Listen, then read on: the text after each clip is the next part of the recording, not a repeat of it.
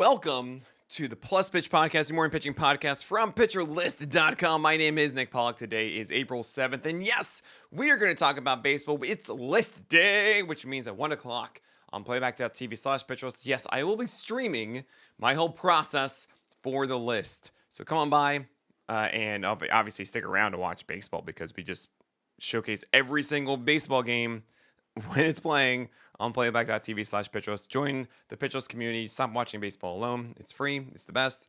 Come on by. But all right. Yesterday, Andrew Heaney. Oh my gosh.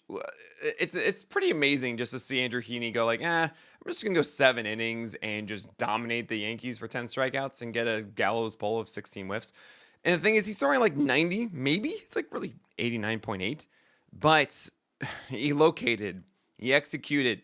Like, this is deserved, even against the Yankees.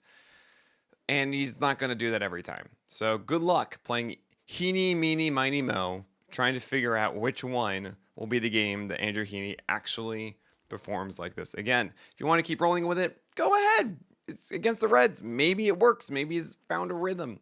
I doubt it, but maybe. Chris Bubich also had a share of that gallows pull at 16 whiffs, but 6.2 innings of 1 earned run, 5 hits, 1 walk, and 8 strikeouts against the Orioles. This was a much better start than before. Yes, he was at 92, not like 92.5 to 93, whatever. The changeup was much better. The four-seamers at 18 and 19 inches of vert. The sweeper and slider had 70% plus strikes. This is cool. 9 over 20 changeups whiffs, by the way, which is insane. Actually, 8 for 20, but you get it. Very good. Yeah, we're going to go with Bubich, guys. This feels like it's something legit. It might just be 2 starts, really just like one of being really good. But the fastball is just establishing itself so well, and it's allowing those secondaries to cruise, so we're cool with that. You have Martin Perez continuing where he left off from that no-hit, 6 innings. 6.1 innings of 1 earned run, 4 hits, 2 walks, and 4 Ks for Martin Perez against the Tigers. It might be a Vargas rule. He gets the Red Sox next. I don't really want to go for that one. It is the White Sox versus the Red Sox, so of course the battle of the pink laundry. But yeah, Martin Perez, he could be that Vargas rule he was for a bit last year, where you just kind of keep going with it until this Toby does not look like a starter that you want to have anymore. Chad Patrick, I know 2 first names, 5.1 innings and 1 earned run. 19% CSW on his cutter at 45% usage is just, oh, right. He needs the good grace of Koufax. I'm happy it's gone well, but yeah, we cannot trust that.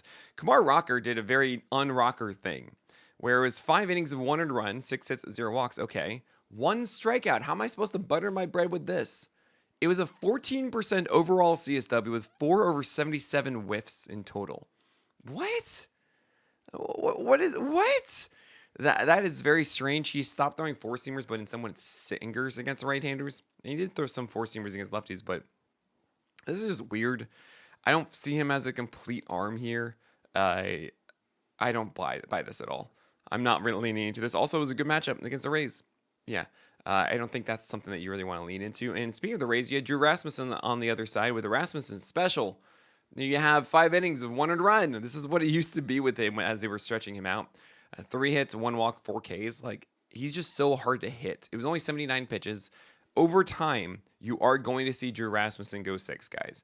Just be happy that you're going to get production over 5+ innings, hopefully with some wins along the way. You didn't even have the best cutter that we've even seen. It was a lower strike rate than usual. He's just really good. David Peterson had a strange day on the bump as he was going through nausea and blurred vision. So it was 4.2 innings of 1 earned run, 5 walks. Like, just ignore this. And we move on from David Peterson. Do not treat this like a normal thing. Sean Newcomb at least survived for 4.2 innings of 1 earned run, but 9 base runners, 5 Ks. You don't care about this.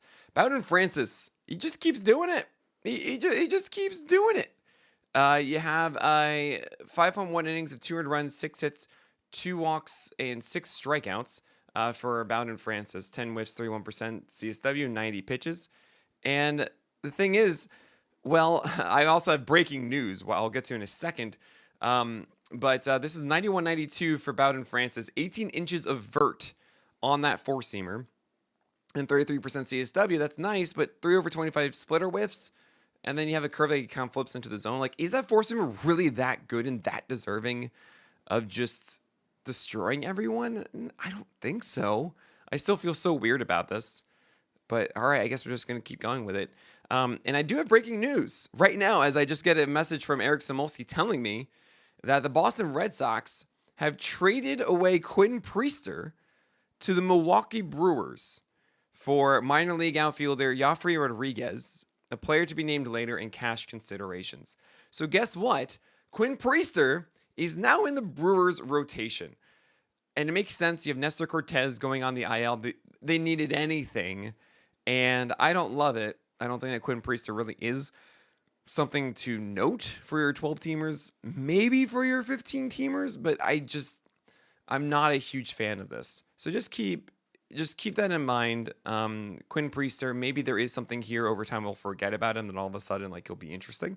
So I'll let you guys know in the roundups how that goes. But yeah, there you go. Boston Red Sox do not have Quinn Priester anymore. He's now on the Brewers. Now we have Jackson Jobe going yesterday against the White Sox, and I've said this before, and I'll say it again on the list today. Jackson Jobe is going to fall. I had him ranked too high in the preseason. He's just not a complete pitcher yet. 5 innings, 2 earned runs, 4 hits, 3 walks, and 4 Ks. He's surviving. It is the White Sox. And he's going to get more time, and he will be. I expect Jackson Jobe to be a better pitcher in June than he is now. But he's still figuring this out. He pulled back the four-seamer to 33% usage. He favored sinkers and cutters to right-handers. And it was pretty much just a heater against the lefties. There was a curve in there. There's a sweeper. It changed, but those really didn't have massive impact. It was really just 2 four-seamers and a cutter, and that's not the Jobe I want. I want lots of curves. I want lots of changeups. I want the four-seamer really overpowering when he uses it. The rare sinker to right-handers to then surprise them instead of the four-seamer, and then that cutter being that bridge pitch. And he's just not putting it all together quite yet. I think over time he will, but he's not there right now. Tyler Anderson is looking like a Toby. 5 innings of 2 earned runs, 4 walks, 1 hit, and 5 Ks. Fine, but you have the changeup against right-handers for 44% CSW. That's what you want to see, and that's how he made it through 5 innings. It's not cool because of the 4 walks, but it's a 1 whip in 5 innings. So Tyler Anderson should be someone you consider as a streamer. He gets the Astros next. You don't want to do that, but yeah. You have Hunter Dobbins against the Red Sox. This is why I was Dobbins, I guess, and not Priester. You have him against the Cardinals in that doubleheader yesterday. I did not expect to see Dobbins whatsoever. And I gave him a good look. And no, look, when they get rid of, I have a whole thing here, and I don't know exactly the way I should do the punchline. I said inside of this, when Boston gets rid of Dobbins, they're going to give away one of their Red Sox because he's going to be free then. I don't know. It's bad. 5 innings, 2 earned runs, 10 base runners, 5 Ks in this debut, but 14 whiffs, 32% CSW. He's okay. He's like one of those pitchers that's like, hey, I'm a pitcher. I don't throw 90, but I don't have anything electric, so I just do the things. And it's not interesting enough. It's not really a something that's going to grip you in a 12-teamer. You don't need to focus on Hunter Dobbins. You have Andre Pollack against the Red Sox on the other side. It was a double header. This is why Hunter Dobbins was here, by the way. They used the extra man to call him up and then send him back down. 4.1 innings of 2 earned runs, 4 hits, 3 walks, and 6 Ks for Pollack. It was a better than usual slider at 7 over 21 whiffs, but the four-seamer still has less movement. It's at least at the velocity that we expect, and the curve and sinker, as always, are not refined. I don't want to go with him. Luis L. Ortiz, 6 innings, 3 earned runs. So he got a poor quality start, 7 hits, 0 walks, and 3 Ks. But he's just not that great. And I don't want to go with this moving forward. We're going to talk about everybody else from like Brian Wu and Jordan Hicks, Cade Povich, Chase DeLander. Should you do anything about that? And oh no, is Corbin Burns going to be okay? We'll talk about all of that after this break. You have Jordan Hicks, 5.1 innings of 3 earned runs, 6 hits, 1 walk, 5 Ks. Obviously not as good as it was against Houston. This was also against the Mariners away from Seattle. But 97-98, and strikes on both sinkers and sweepers. The latter was utilized too much against lefties and didn't throw the splitter. I don't think enough. He had too many hits, and so it goes. But Hicks pitched well. And everything that I was saying about Hicks before, he's at 90 pitches, and he was throwing strikes with sinkers and sweepers. I'm cool with this, and I'm still a fan of Jordan Hicks. Trevor Williams, never Trevor, guys. 5 over 28 whiffs on 87, 88 mile per hour fastballs is just weird, and I don't care. 5 innings, 3 earned runs, don't do it. Chris Paddock against the Astros, yeah, we didn't see an improvement. What do you know? Shocking. I mean, it was 4 innings of 3 earned runs, 7 hits, 2 walks, 2 Ks, because he shouldn't have allowed 9 against the White Sox. We know this. But yeah, he's still not that guy. He also didn't face many lefties because the Astros have a very right-handed heavy lineup. And that means he didn't have his split change working as well because that's a huge left-handed nullifier. But yeah, we're not going to keep going with that. Brian Woom, not as impressive as you want. 6 innings, 4 runs, 5 hits, 1 walk, and 6 Ks against the Giants. He had a rough 4th inning. All the runs scored in that one with a 3-run shot. And then all of a sudden he hit the reset button. He was fine, but he was his normal self. He also had a 57% CSW slider, and I hope he can locate it slightly better. But yeah, this is Brian Woo. It's like him and Bryce Miller, I see how it works, and I see how like over time it gets better, but they really are just acting like the same guys we saw last year. And they're going to be much better at home. And Povich against the Royals, 6 innings of 4 runs, 13 hits. And props to him for like 13 base runners, 0 walks in 6 innings. So it's at least 2 per inning and only 4 runs. So that's cool, but don't roster him in. 12-teamer.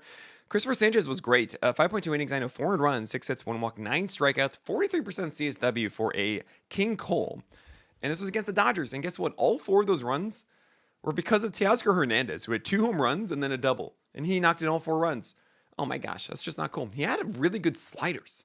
The changeup was just a 47% strike rate, but the slider was 75% strikes, 55% CSW, and 7 over 20 whiffs. I thought I was reading the changeup at first.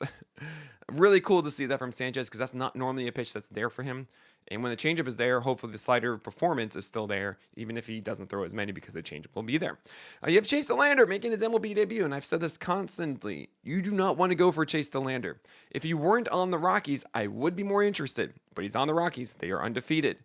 And the thing is, his 4-seamer kind of has empty velocity. He throws hard at 98, but it's 6 feet of extension. That's not helpful. It makes it more like 96, 97. And it does not have it does not have good vert. It is in cores, but even if you take into account the 3 inches difference of vert that you lose, it was 12.5. So that makes it 15.5. That's not good.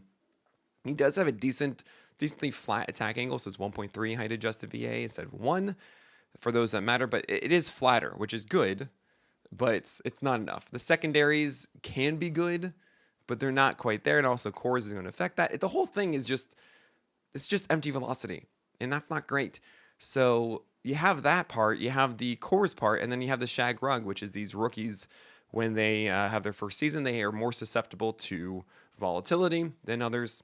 Yeah, don't go after Chase DeLander. Maybe the rare start at Miami. Okay. Corbin Burns is scaring me. 5 innings of 4 runs, 7 hits, 4 walks, 3 Ks. In the preseason, I was really convinced. I was convincing myself hey, look, Corbin Burns is going to have the drop on his cutter that he had at the end of the year last year. And he didn't in the spring. He had 1 game of it, maybe, and then didn't for the others. And what we've seen so far is that he hasn't had it. 13 inches of vert as opposed to 7 or 9 because you want the drop is what we saw in this one. 58% strikes in that cutter. This is why he wasn't good, 66% usage of that cutter. And I have to lower him. He's not an ace.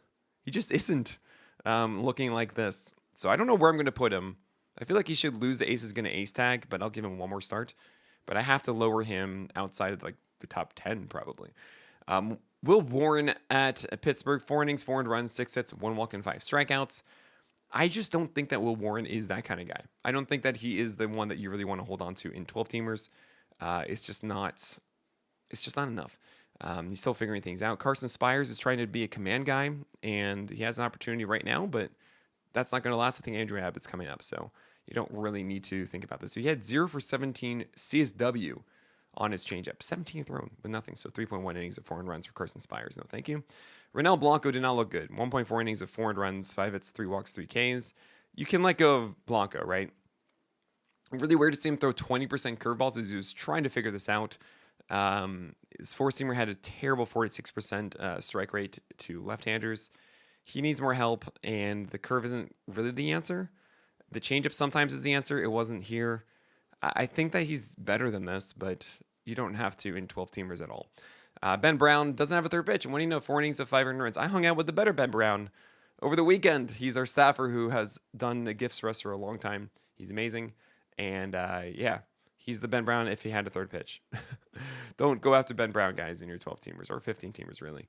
Tyler Glasnow had a really weird day. He was down in velocity, 50% strikes on 32 4-seamers. Yeah, 2 innings of 5 earned runs, 5 walks against the Phillies.